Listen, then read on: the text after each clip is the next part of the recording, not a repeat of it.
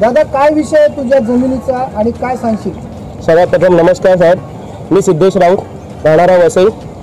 आमचं घर आहे. सर्वात पहिले हे जे तुम्हाला दिसतं ते आमचं घर आहे आणि आम्ही तिकडे राहतो. पण आज सकाळी इकडे जे घडलेलं आहे, अख्खी प्रशासन म्हणजे पोलीस प्रशासनपासून महानगरपालिकेचे सगळे इकडे म्हणजे MECB सकट सगळे इकडे आले. आम्हाला एकही नोटीस दिलेली नाही आहे घर पडीची आहे किंवा तोडायला आलेले आहेत. त्यांनी फक्त एवढंच सांगितलेलं आहे की रेड्डी साहेबांची ऑर्डर आहे आणि त्यांनी आम्हाला रेड्डी साहेबांचे आदेश दाखवले की हे घर C1 मध्ये आहे आणि ह्याला तोडा. जर त्यांनी आदेश दिलेला आहे तर त्याची रिसिव्हिंग कॉपी आम्हाला सुद्धा भेटली पाहिजे महानगरपालिकेमधनं, पण ती काही आम्हाला भेटलेली नाही आहे.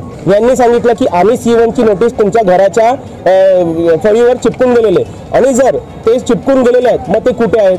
आम्ही सकाळपासून त्या अधिकाऱ्याला एकच विचारतो आहे की तू जर चिपकून गेलेला होता तर तुझ्याकडे तुझा फोटो पाहिजे की तू चिपकून गेलेला आहे. तो सांगतो मी दाखवतो, पण अजून त्यांनी काय दाखवलेलं नाही आहे. त्या बदल्यावर ते लोक इकडे आले आणि आमच्या घराची तोडफोड केली. म्हणजे आमची घराचे ताळे तोडले. आम्ही नसताना, आम्ही नव्हते, आम्ही ताळे तोडले, आमच्या घरात घुसले. आमच्या सगळ्या तुम्ही ह्याचा अंदाजा घ्या की आमचे देव काढून त्यांनी बाहेर फेकले. गणपती बाप्पा होते, आमचे सगळे होते, हिंदू दैवत जे आमच्या घरामध्ये जे आपल्या देवाऱ्यात असतात ते सुद्धा त्यांनी बाहेर काढले.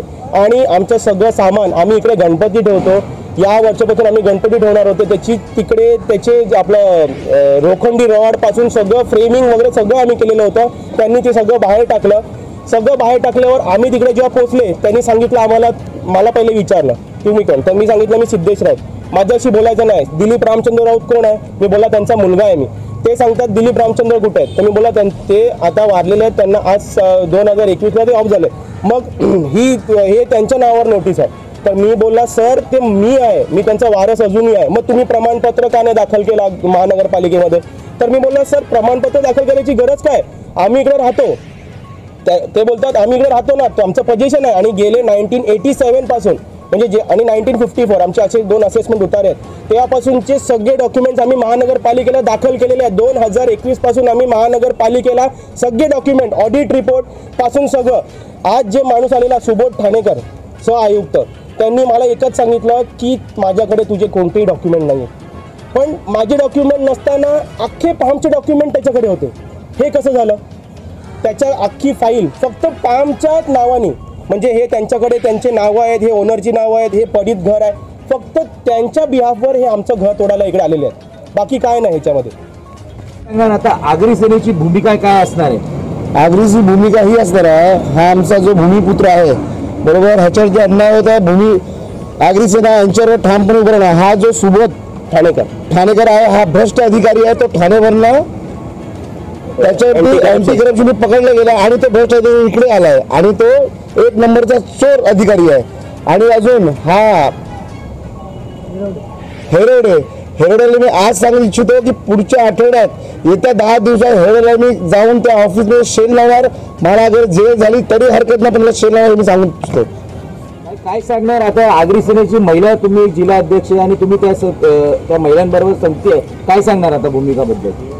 सकाळी आज यांना कोणतीही नोटीस, एवढ्या दिवसाची कोणतीही नोटीस न देता डायरेक्ट महानगरपालिकेचे अधिकारी येतात, त्यांच्या जोडीला पोलीस प्रशासन येते आणि कोणतीही नोटीस न देता इकडे घरी ते कोणीही नव्हते, ते दोघेही जॉबला गेलेले, कोणीही नव्हतं घरी. कोणीही नसताना त्यांच्या घराचे लॉक तोडले जातात आणि त्यांचं पूर्ण सामान बाहेर काढून फेकलं जातं. हा कोणत्या प्रशासनाचा न्याय आहे? हे कोणी अधिकार दिले प्रशासनाला? तरी कोणाला विचारून कोणाच्याही घराचं लॉक तोडलं? त्यांना हा अधिकार आहे का? हा अधिकार तर त्यांना नाहीच आहे की घरात. आपण एक लक्षात घ्या, आपण रस्त्यावर हातगाडी सुद्धा लावतो. एक वडापाववाला किंवा पाणीपुरीवाला जर हातगाडी लावतो तर ती हातगाडीवर जर त्या हातगाडीचा मालक नसेल तर ती हातगाडी सुद्धा नगरपालिकेला उचलून देऊ शकत नाही. मग एवढं मोठं घर आज किती वर्षापासून इकडे आहे, तर त्या घराला नोटीस न देता आणि त्या घरात कोणीही नसताना त्या घराचं लॉक तोडून पूर्ण सामान मी स्वतः बघितलं इकडे आणून टाकलं. हा अधिकार नगरपालिकेला कोणी दिलेला आहे? आणि राहिला प्रश्न, फक्त त्यांच्याकडे सगळे पेपर आहेत. मग ह्यांनी पण सबमिट केल्यात, ह्यांनी पण महानगरपालिकेत सबमिट केल्यात. साहेब ते सरळ ते साहेब बोलतात, सहाय्यक आयुक्त आलेले ते डायरेक्ट बोलतात की माझ्याकडे तुमचे पेपर नाही आहेत, तुमच्याकडे आहेत ते मला द्या. तुम्ही महानगरपालिकेचे सहाय्यक आयुक्त ना, तुम्हाला ऑर्डर कोणी दिली? मग त्यांनी शेतकऱ्यांनी जे ज्या घर मालकाने जे पेपर सबमिट केले ते तुम्ही महानगरपालिकेने तुम्हाला दिले नाही का? आयुक्त साहेबांनी तुम्हाला दिले नाही का? तुम्ही कसं काय तुम्ही डायरेक्ट आले, तुम्ही डायरेक्ट येऊन बोलता की आमच्याकडे पेपर नाहीये, तुझ्याकडले पेपर तू काय सबमिट केलं ते आम्हाला दाखव. मग तुमच्याकडे जर ह्यांचे पेपरच नाही आहेत, मग याचा अर्थ तुम्ही भ्रष्टाचारी लोक आहेत. जर तुमच्या महानगरपालिकेने त्याच्याकडे रिसिव्ह कॉपी सुद्धा आहे की त्याने सगळे पेपर सबमिट केलेले आहेत, पण तो का पेपर दाखवणार सहाय्यक आयुक्तांना? आता अग्रिसेनेची भूमिका असणार आहे.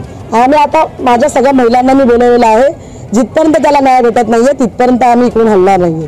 रात्रंदिवस आम्ही इकडेच बसून राहणार. कोणाला काय करायचं त्याने करावं, आम्हाला काय सुद्धा पाठनं मागवलेली त्याबद्दल JCP आम्ही इकडे सहाय्यक आयुक्त आणि पोलीस प्रशासनाबरोबर इकडे बोलत होतो. त्यांनी ते आम्हाला सांगत होते की मॅडम ठीक आहे, तुम्हाला 15 दिवस तुम्ही घ्या, 15 दिवसाचा आम्ही तुम्हाला वेळ देतो, अशी आम्ही चर्चा करत होतो त्यांच्या जोडीला. पण त्यांनी हे सगळं प्लॅन केलेलं आहे, कारण का आम्ही इकडे चर्चा करत असताना त्यांनी मागून JCP पाठवून मागचा कोणा तोडलेला आहे आणि पोलीस प्रशासन स्वतः इकडे उभी आहेत. मग तुम्ही का तोडून दिला?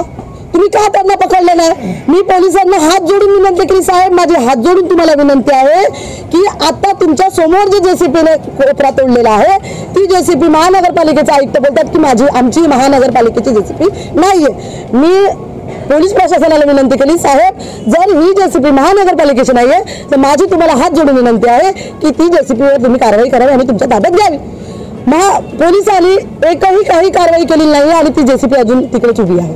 म्हणजे याचा अर्थ कुठेतरी पोलीस प्रशासन आणि महानगरपालिका हे कुठेतरी करप्टेड आहेत आणि आहेतच, त्याच्यात आम्हाला काही शंका नाही.